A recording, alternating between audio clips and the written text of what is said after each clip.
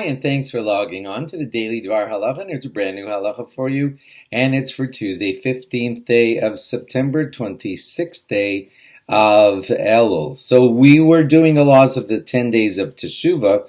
We're now nearing the end of those laws, so we're at Erev Yom Kippur. We need to stay ahead because we're going to have to squash in a lot of Sukkot halachas in the few days between Erev Yom Kippur and Sukkot. So here we go. The Shulchan Aruch says, and I'll take you right there, referring to Erev Yom Kippur, mitzvah le'echol be'erev Yom Kippur ulaharbos besuda. There is a mitzvah to eat, increase your eating on Erev Yom Kippur.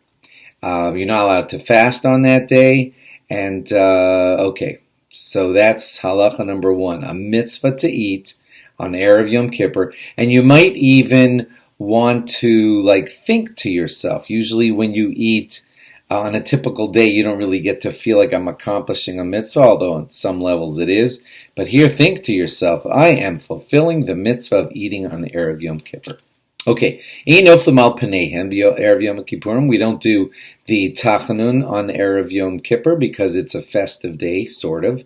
Gam ein omrim lam natseach. We also won't say lam natseach, and that's because it's referred to as a Yom Tzara, which we don't want to call it that day when we're on Erev Yom Kippur. And Mizmor Lesoda is also not recited on Erev Yom Kippur. Let's go to the Mishnah Brura, and he will explain why to us. Here it is. Lam Natseach we don't say, says the Mishnah Brura, Mishum Dechsiv Bebi Yom Tzara. Because in that Lam Natseach, which we usually say on typical days, the words Yom Tzara are there. And we do not want to apply that phrase to the day of Erev Yom Kippur. Now, what's the deal with not saying Mizmor Lesoda? So the Mishnah Brura explains, the Bizman Habayis Haya Asr Lahakriv Shum Karban Hanechal Be'erev Yom Kippurim.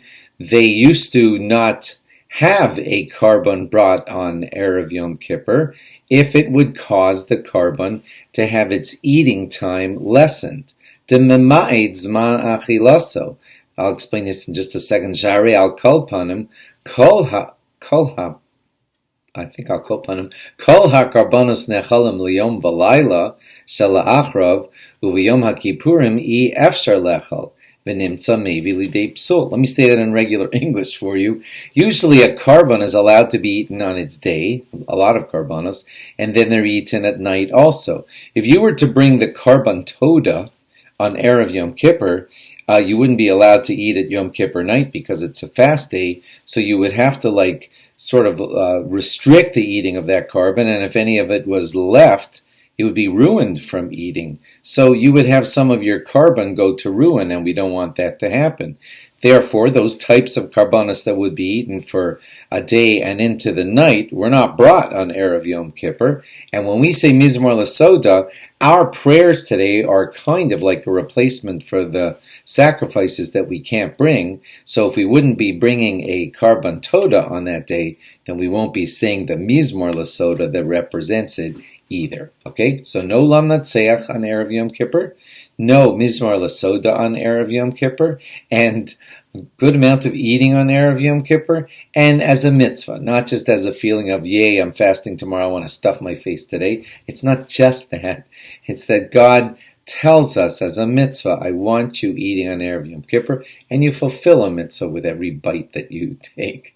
Thanks for logging on. Log on again tomorrow for more. Bye-bye.